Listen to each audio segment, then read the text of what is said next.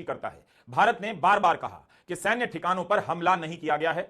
इसका आशय तो यही रहा होगा कि भारत यह बताना चाहता है कि उसकी कार्रवाई केवल आतंकी हमले के जवाब में आतंकी ठिकानों तक ही सीमित है, ना कि देश या सेना पर हमला किया गया है। आखिर हमें समझना तो होगा कि क्यों भारत इन बातों पर जोर दे रहा है, ऐसे शब्दों का चुनाव कर रहा है कि सैन्य ठिकानों पर हमला नहीं हुआ, लेकिन गोदी मीडिया पाकिस्तान में घुसकर मारा, पाकिस्तान को मारा, इस तरह की भाषा में इसी की रिपोर्टिंग कर रहा है।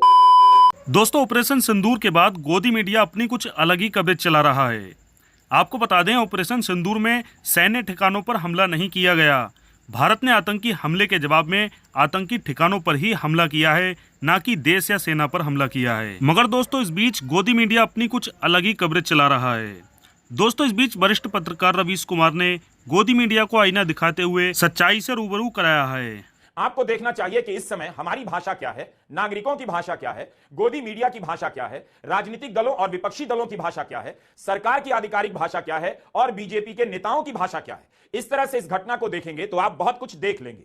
प्रेस कॉन्फ्रेंस में बार बार कहा गया कि जवाबी कार्रवाई में किसी नागरिक की क्षति नहीं हुई, यानी यह नागरिक हमला नहीं है। मैं आप सबको बताना चाहती हूं कि किसी भी सैन्य ठिकाने का निशाना नहीं बनाया गया और अभी तक किसी तरह की नागरिक क्षति की रिपोर्ट नहीं है।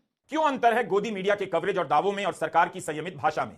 केवल भाषा का ही नहीं, तथ्यों का भी अंतर नजर आया। जैसे सेना और विदेश मंत्रालय की प्रेस कॉन्फ्रेंस में कहीं नहीं बताया गया कि कितने आतंकवादी मारे गए, यही बताया गया कि कितने आतंकी ठिकानों पर हमला हुआ, उन ठिकानों का पूर्व के आतंकी हमलों से क्या क्या संबंध था।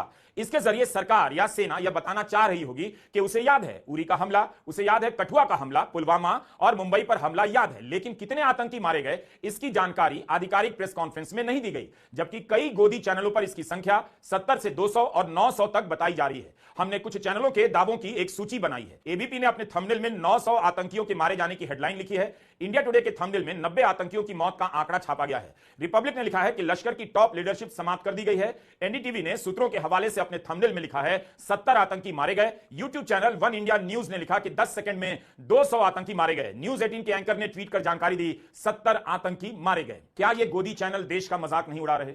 इनके पास 70 आतंकियों के मारे जाने से लेकर 900 आतंकियों के मारे जाने की संख्या कहां से आ रही है?